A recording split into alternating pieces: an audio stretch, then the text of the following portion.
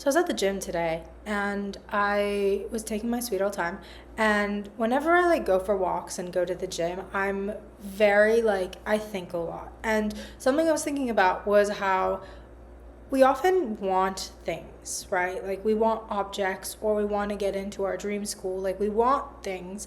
And these desires that we have are rarely ever about the thing themselves. They're often just about the feeling they give us. And that made me stop and think because I feel like I'm only 21 and I've wanted a lot of things, some of which I got, some of which I didn't. And I feel like everyone in their lifetime wants things. It's normal to just want things. But a lot of times those things aren't really what we want, right? Like they're not really what we want. We want this feeling that the thing gives us. And so I was really thinking about it. I think a really good example that crossed my mind was just about how when I was 11, I think, I got my very first phone. My mom was like, "You're going to be staying home alone. You need a phone for safety purposes." Great. I didn't care about the safety purposes at all. I just wanted the phone. And I was so excited. I was counting down the days to go get this phone. And I remember the anticipation was honestly more exciting than getting the phone itself. And also, I remember that when I got the phone, it wasn't that big of a deal. It was more so the feeling of having the freedom of being able to call people, the freedom of being able to just watch videos on my phone, the autonomy that was involved, the responsibility. Like I was finally old enough to have a phone. Like that was exciting. And so there was the feelings that it overrode the phone itself. I don't think that the phone was all that exciting. It was just the feeling that accompanied it. And so I think that's also apparent when kids get their driver's license. When I got my driver's license, although I did wait a long time to get my driver's license because it was COVID and the lines at the DMV were so long and I wasn't driving anywhere because it was COVID. So I just was lazy and did not get my driver's license until I was almost 17 or 18, I think. But I knew how to drive. I wasn't going anywhere. It was COVID. Anyways, I got my driver's license and it wasn't about getting this flimsy little card. I didn't care. It was about the feeling of autonomy and being able to go wherever I want and that freedom. That was what I cared about and that was what excited me. And so I thought about that for the context of everything, right? Of course, we have basic survival needs like food, water, shelter, whatever it may be. But beyond that, beyond basic survival needs, we also have wants and we also have desires. And so a lot of the times it's not about the thing itself, it's about the feeling it gives us. So that made me question, okay, well, sometimes going after the thing we want causes so much turmoil. It truly does. I wanted to get into the craziest of colleges and I just basically went so hard in school and did so much effort and this was in high school and I just worked so hard to go get this thing of getting into a prestigious college because I felt that if I got into this prestigious college then I would be smart and I would have prestige. I don't know, I wanted that feeling. And so I didn't care about getting the degree from the school. That didn't care. I wanted the feeling. And so I didn't get into one of those schools and that's okay. I'm very happy where I ended up. But I thought about how, okay, what if I just embodied those feelings now? Is there a way where we can feel the feelings without having to go through the turmoil of, having to go get the thing? And I'm not saying getting the thing is bad, but sometimes we can feel the feeling and then understand if we actually want the thing or if the thing we want is satisfying a void we have. That was a little wordy, but you get the vibe, right? If we can understand how to feel whatever it is we feel, we assume that we're lacking, then maybe that can lead to us not needing the thing. So I went down a rabbit hole once again, and let's see what it says.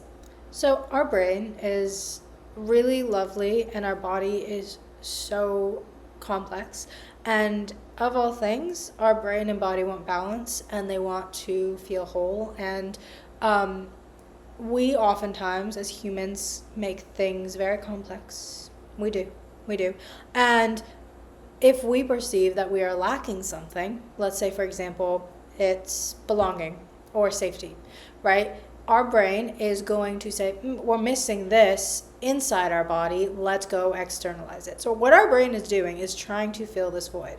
Our brain and our body are so good at this, it just wants balance. And so, if it feels like it's missing something, again, keyword is feels like it's missing something, because everything is perceptual. If you feel as though you're missing something in your life, your brain is going to say, hey, let's go look for that externally to make us whole again.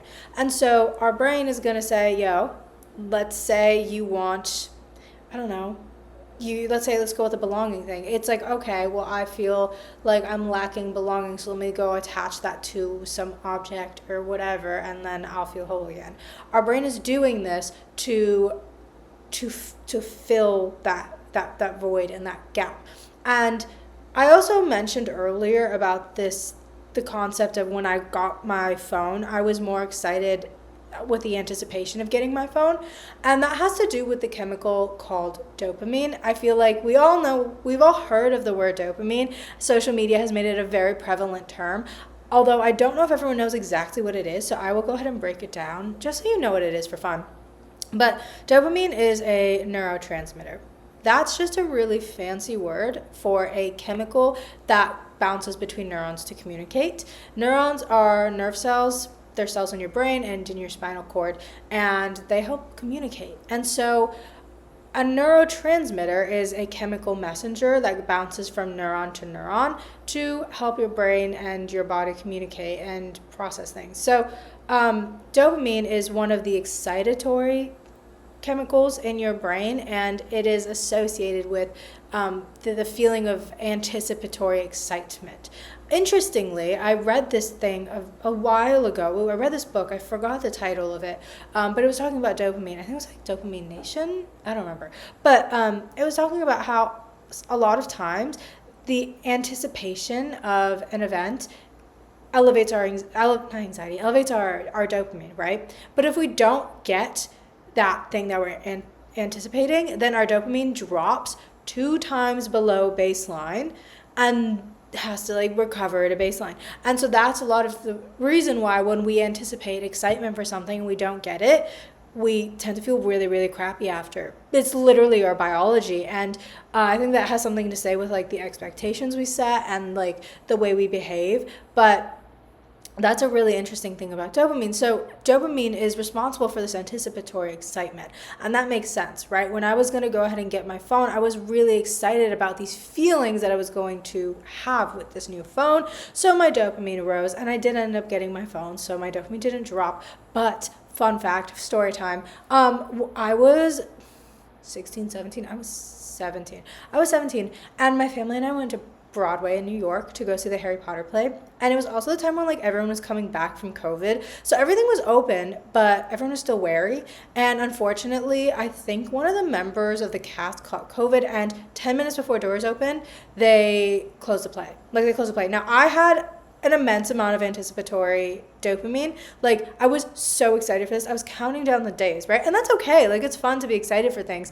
But I was so excited for it. And the fact that it didn't come to fruition, I was crying on the streets of New York. I'm thinking back now, it's actually really, really funny. I'm not going to lie. I think it's funny. But that's a really great example of how,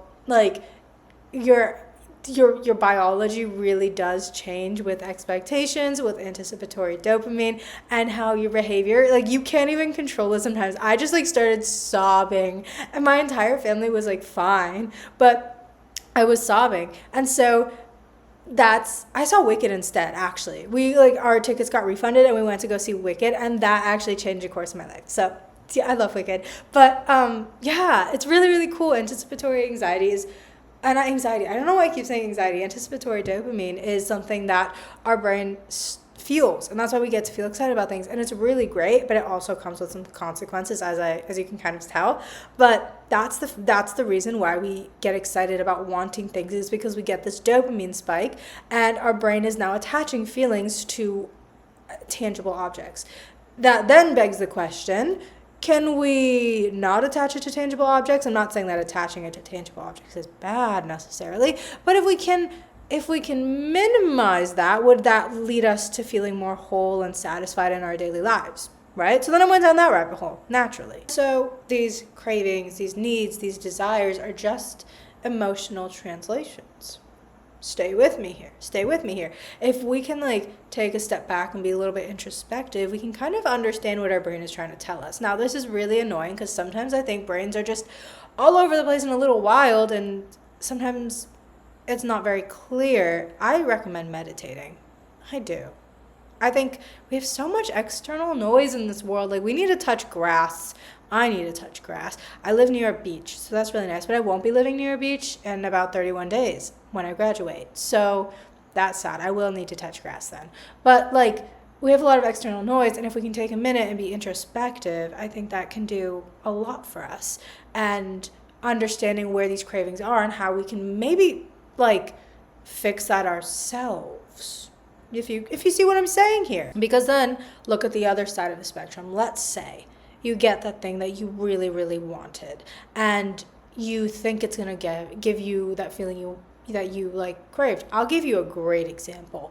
I, for grad school, got into a school that I would have loved to go to in undergrad, and I don't know if I mentioned this already. Did I talk about high school? I completely lost my train of thought. If you can't tell, I literally have ADHD. I'm all over the place. But I wanted to get into the school during when I was studying to go to undergrad, and I really wanted the feeling of going to a great school, and I was lucky enough to get into a great school for grad school, and I got that feeling that I so desperately wanted when I was 17 or 18. But that didn't solve anything for me. I got what I wanted, but the bridge was not formed there, and so it kind of led to me being okay, I got what I wanted, but did I really want it in the first place? Did I want it in the first place? I'm very grateful, beyond grateful. I'm so happy to be attending the school, but it really made me question, was the thing that I so desperately wanted what I actually wanted? Was it actually what I wanted? Or was it just this feeling that I needed? And I got that feeling momentarily when I read the acceptance email, and when I was able to call my parents and be excited for 5 minutes, and then what? You know what I mean? And so I feel I'm not the only one to have ever experienced that, but that's the other side of the question, right? If you get what you want, if you go ahead and give in, right? And not give in, but you get the point. If you get what you want, a lot of times that necessarily doesn't fill the void or fix the problem. And so that's the other side of the coin, right? So can we feel that ourselves? And the answer is yes. The answer is yes. There are multiple ways to do this, and I think you are free to take whatever avenue you would like. But being able to embody the feeling that you are trying to have, and also seeing where it already exists in your life, because now I don't want to get too neuroscientific, but everything is perceptual, right? And so if you perceive that something is not there, a lot of the times you just are perceiving that it's not there. I'll leave it at that. But you are able to have control over it, and you're able to entirely shift your brain state and your mindset around it.